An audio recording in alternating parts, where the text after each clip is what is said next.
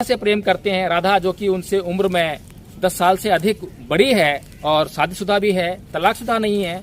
उसके पति से उसके जो है संबंध अच्छे नहीं चल रहे हैं, वह अपने मायके में रह रही है। और वहीं पर समझाते समझाते तथागत बुद्ध ने मानव को उसकी गरिमा का एहसास कराया, मानवता की गरिमा का एहसास कराया, मानवता को उस स्तर तक लाके खड़ा कर दिया जहां भारत को पूरे विश्व में विश्व गुरु का दर्जा मिला।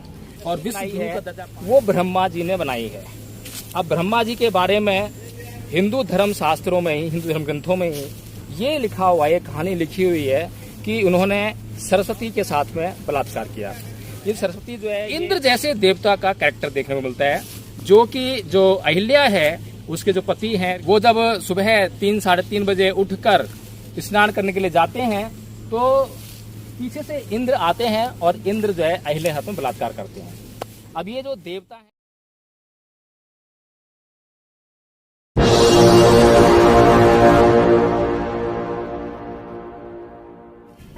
अगर हम बात करें भारत की तो भारत में जो धर्म और अधर्म को अगर देखा जाता है तो उसके अलग ही मायने हैं। चर्चा करें कि धर्म क्या है तो लोग बात करेंगे हिंदू होने की, बौद्ध होने की, जैन होने की, मुसलमान होने की, ईसाई होने की।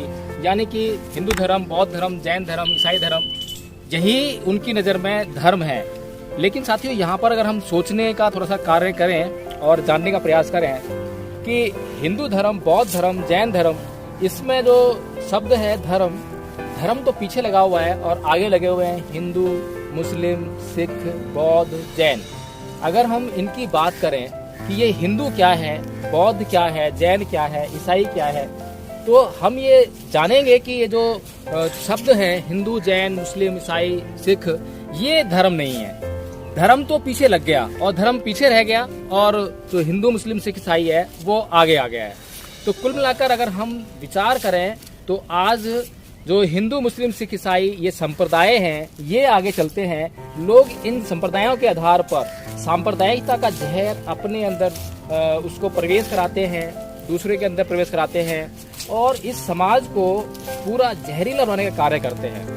साथियों, धर्म क्या है? धर्म की परिभाषा देते हुए तथागत बुद्ध ने कहा है कि सब पापस्य अकर्णं कुशलस्य उपसंपदा सचित्त पर्योदपन्नं एतं बुद्धानुशासनम्। यानी कि किसी भी प्रकार के पाप कर्म का ना करना और सभी प्रकार के पुण्य कर्मों का करना, और ये जो पाप और पुण्य है इसके बीच के भेद को जानने के लिए एक अच्छे और सच्चे चित्त का निर्माण करना, इसी को धर्म कहते हैं। यही बुद्ध का शासन है। साथियों, अगर पाप पुण्य की बात करें तो पाप क्या है और पुण्य क्या है? तो जब हम पाप और पुण्य की बात करते हैं तो हम ये पाते हैं कि हर वह कार्य जो मेरे लिए अच्छा है, दूसरों के लिए अच्छा है, सभी के लिए अच्छा है और किसी के लिए भी बुरा नहीं है। हर किसी के लिए कल्याणकारी तो हो सकता है लेकिन अकल्याणकारी किसी के लिए भी नहीं है, तो वह धर्म है। लेकिन अगर इस बात को अगर हम ये जो संप्रदाय हैं हिंदू, मुस्लिम, बौद्ध, जैन, सिख, ईसाई, अगर इनकी परिभाषाओं पे हम जाए जांच करके देखें तो क्या ये जो शब्दावली है, ये जो परिभाषा है, क्या ये सटीक बैठती है? अभी मैं भारत का उदाहरण लेना चाहता हूँ क्योंकि हम लोग भारत के निवासी हैं और भारत में जो सरकार है वह मनुवादी सरकार है, हिंदू धर्म को मानने वाली सरकार है, हिंदू संप्रदाय को मानने वाली सरकार है और हिंदू धर्म के प्रचार प्रसार में बहुत जोर देती है, बहुत बल देती है। इतना ही नहीं कि जिस संप्रदायवाद से छात्रों को दूर रखना चाहिए, उस संप्रदायवाद की चपेट में वो छोटे छोटे नन्हे मुन्ने स्कूली छात्रों को भी उसमें ले लेती है और उनके जो स्कूली पाठ्यक्रम है उसमें सांप्रदायिकता का जहर घोल रही है। वहाँ पर अपने जो उनके माने हुए, जिनको वो मानती है महापुरुष या पुरुष, उनको पढ़ाने का कार्य करती है। लेकिन उनको धर्म क्या है, पाप क्या है, पुण्य क्या है, इसको पढ़ाने का कभी भी काम नहीं करती है, ना ये समझाने का काम करती है कि पाप पुण्य क्या है। और जब हम बच्चों को पाप पुण्य, धर्म अधर्म इस बात को नहीं समझाएंगे और सिर्फ हिंदू, मुस्लिम, सिख, जैन, ईसाई इन्हीं को समझाएंगे तो हमारे जो ये आने वाले बच्चे हैं कल को देश के नागरिक बनेंगे। इस देश के निर्माण में उनकी महत्वपूर्ण भूमिका भी निश्चित होना स्वाभाविक है।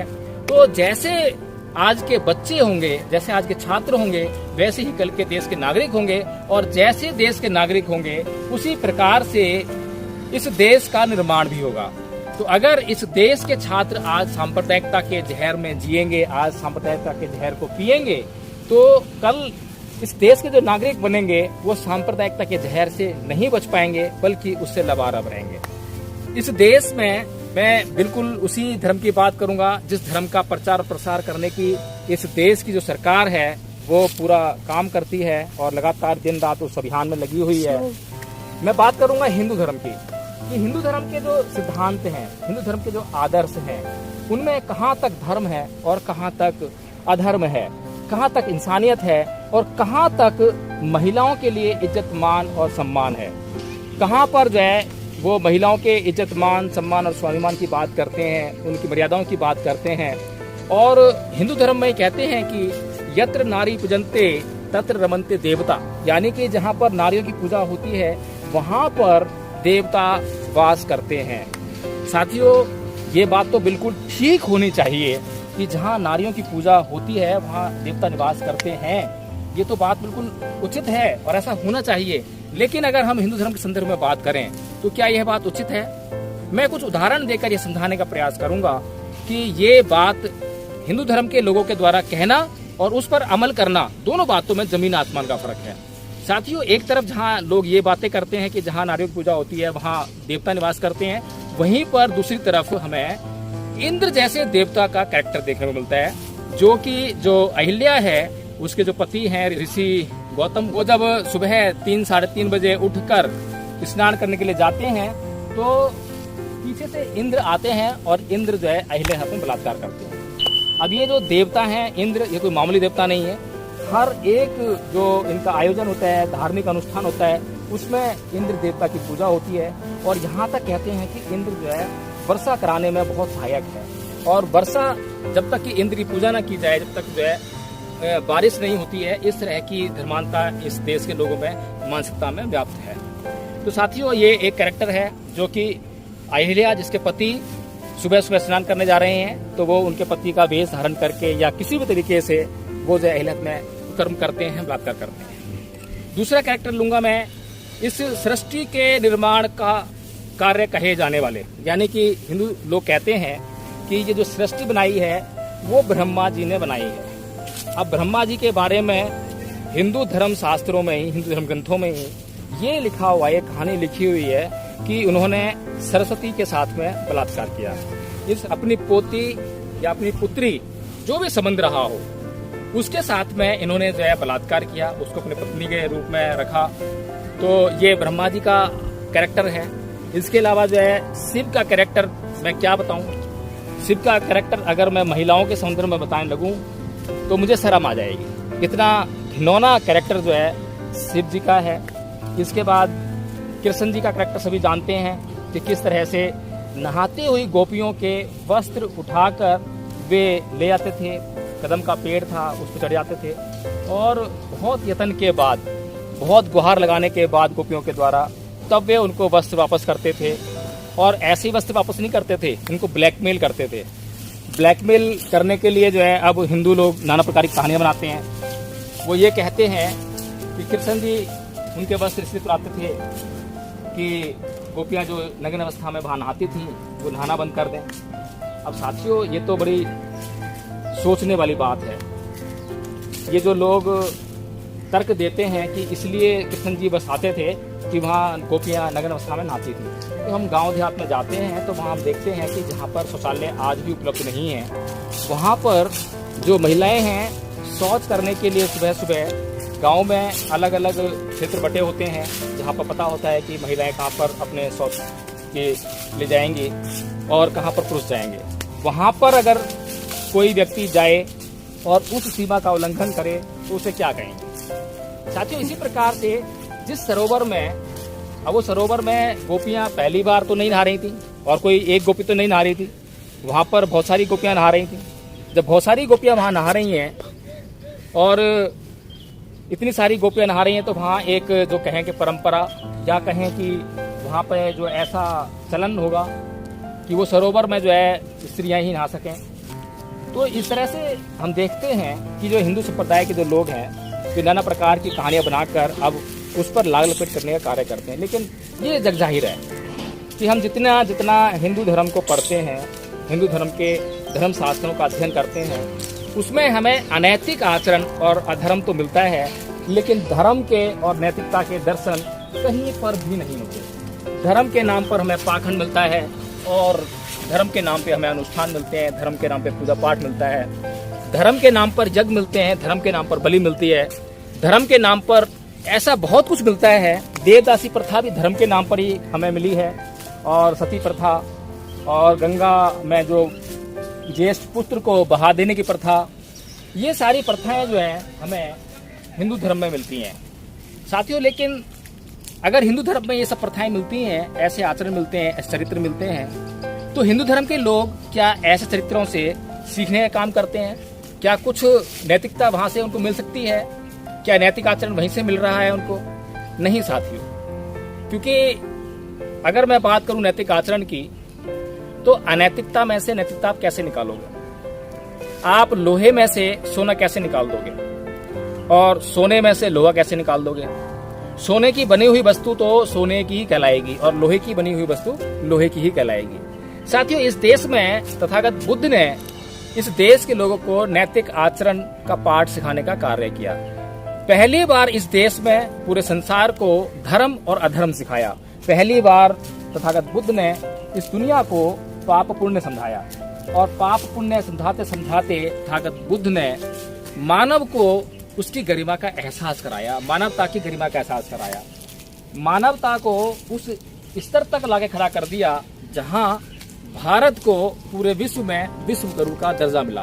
और विश्व गुरु का दर्जा पाने के बाद पूरे विश्व में भारत की चर्चा होने लगी, और भारत की चर्चा होने के बाद भारत में समझा जाने लगा कि भारत जो है वास्तव में ज्ञान की खान है। हमने बात करी स्त्रियों के मामले में हिंदू धर्म में क्या है, तो हमने चर्चा करी महिलाओं के संदर्भ में हिंदू धर्म के अधर्म और धर्म की नैतिकता की हमने खोजने का प्रयास किया, लेकिन जितना हमने खोजा उतना अधर्म मिला, उतनी ही अनैतिकता मिली। लेकिन अगर हम बात करें वास्तव में धर्म की, नैतिकता की और महिलाओं के संदर्भ में इन बातों की, तो हमें ये लगता है कि आज चाहे वो सीकर की घटना हो, चाहे वह हाथरस बलात्कार कांड हो, चाहे वो दिल्ली कैंट का मामला हो, चाहे वो कोई भी महिलाओं के साथ बलात्कार का कांड हो, अगर बलात्कार इस देश में हो रहे हैं तो उसके पीछे एक मानसिकता है। वह मानसिकता जातिवादी मानसिकता भी हो सकती है, लेकिन साथियों अगर यूनिवर्सल तौर पे हम देखें, सार्वभौमिक रूप से अगर हम सोचने का कार्य करें, तो भारत के अंदर तो जाति पे आधारित बलात्कार होते हैं, ये किसी छुपा नहीं है, लेकिन बलात्कार के पीछे सबसे बड़ी जो चीज है वो मानसिकता है, वो विचार है, वो चित्त का निर्माण है, वो आचरण है, नैतिकता है, वो धर्म अधर्म की बात है। क्योंकि इस देश के लोग जो जिस लाइफ स्टाइल को जी रहे हैं उसमें उनके जीवन में धर्म को कोई स्थान नहीं है, नैतिकता को कोई स्थान नहीं है। आज उनको इस बात से कोई लेना देना नहीं है कि जो सामाजिक संबंध है वो कैसे सुख शांति और समृद्धि से भरपूर हो। क्योंकि साथी तथागत बुद्ध ने 5 सील दिए, और 5 सीलों का जो पालन करेगा तो वह खुद शांति में रहेगा, दूसरे भी शांति में रहेंगे, इस पूरे समाज में सुख शांति और समृद्धि का वास होगा। लेकिन साथियों उन 5 सीलों का आज कोई पालन करते हुए दिखाई नहीं देता है। आज हम देखते हैं कि हर एक पुरुष के अंदर सेक्सुअल मेंटलिटी है वो बहुत जबरदस्त रूप से समाई हुई है, और ये जो सेक्सुअल मेंटलिटी है कोई उसकी अपनी देन नहीं है, क्योंकि जब वह पैदा हुआ था तब उसके अंदर सेक्सुअल मेंटलिटी नहीं थी, लेकिन जो उसको वातावरण मिला, जो पर्यावरण मिला, उसमें सेक्सुअल मेंटलिटी थी, और उस सेक्सुअल मेंटलिटी से उसकी सेक्सुअल मेंटलिटी डेवलप हुई। यानी कि इस देश की जो सरकारें हैं जो धर्म के नाम पे धर्मांता का प्रचार प्रसार करती है, उसने कभी भी सेंसर बोर्ड का सही इस्तेमाल नहीं किया। टीवी में, फिल्मों में, यानी कि जो मीडिया है, मीडिया के किसी भी क्षेत्र में जहां पर नग्नता की सारी हदें पार कर दी, और नग्नता का खुला नाच हमें आज मीडिया के माध्यम से देखने को मिलता है। फिल्मों पर तो किसी भी तरह की पाबंदी है ही नहीं, फिल्मों में हर तरह की नग्नता, अगर मैं कहूं कि आप कुछ ऐसी फिल्में हैं जिनको आप परिवार के साथ मिलकर बैठकर नहीं देख सकते हैं, तो साथियों हमें ये सोचना पड़ेगा कि ये जो बलात्कार समाज में आ रहे हैं, बलात्कार की घटनाएं जो समाज में हो रही हैं, इनके पीछे कानून जिम्मेदार नहीं है, क्योंकि कानून किसी भी घटना को, किसी भी अपराध को रोक नहीं सकता, बल्कि कानून तो उसके होने के बाद उसको सजा दे सकता है। और सजा से आज तक कभी भी कोई समाज नहीं बदला है। किसी समाज का निर्माण कानून से नहीं हुआ है, बल्कि कानून ने तो नियमित करने का प्रयास किया है, यानी कि एक डर दिखाने का कार्य किया है कि भाई अगर आप ऐसा करेंगे तो इसके पीछे आपको इसका ये दंड मिलेगा। लेकिन साथियों, जो मेंटलिटी है वो जब हावी हो जाती है तो वह अपराध को कर देता है, वह हर हद को पार कर देता है, और जब हद पार होती है तो अपराध घटित हो जाता है। तो साथियों, हमें ये समझना चाहिए कि हमें अपने जीवन में नैतिक आचरण को जगह देनी चाहिए। हाँ, आदर्श उन लोगों को मानना चाहिए जिनका जीवन वास्तव में आदर्श से भरपूर है। अगर मैं आदर्श के रूप में कृष्ण की बात करूं, शिव की बात करूं, ब्रह्मा की बात करूं, इंद्र की बात करूं, तो अगर मैं इनको आदर्श रूप में मानूं जैसा कि हिंदू समाज मानता है, मेरे जीवन में कभी भी नैतिकता आ ही नहीं सकती है। क्योंकि मेरे जीवन में एक, अगर मान लीजिए मैं किसी महिला से प्रेम करना चाहूं तो वहां पर जो है मुझे आदर्श मिल जाएगा कृष्ण जी का, कि कृष्ण जी जिस प्रकार से अपनी पत्नी रुक्मिणी को छोड़कर राधा से प्रेम करते हैं। राधा जो कि उनसे उम्र में 10 साल से अधिक बड़ी है और शादीशुदा भी है, तलाकशुदा नहीं है, उसके पति से उसके जो है संबंध अच्छे नहीं चल रहे हैं, वह अपने मायके में रह रही है, और वहीं पर जो है कृष्ण जी के साथ में उसके प्रेम संबंध स्थापित हो जाते हैं। तो साथियों, इस तरह के जो प्रेम संबंध हैं अगर स्थापित करने के लिए अगर कहीं से प्रेरणा लेनी है तो उसके लिए हमें कृष्ण जैसे चरित्र को, आदर्श को ही देखना होगा। और इसीलिए साथियों, आज हम समाज देख रहे हैं कि इतना अधर्म व्याप्त है कि धर्म को जगह नहीं मिल पा रही है, और धर्म को तो जगह नहीं मिलेगी तो लोग धर्म की बात नहीं करेंगे, धर्म को समझेंगे नहीं। इसी साथ हम जो है इस बात को समाप्त करते हैं और आगे फिर चर्चा करेंगे। जय भीम, नमो बुद्ध साथियों।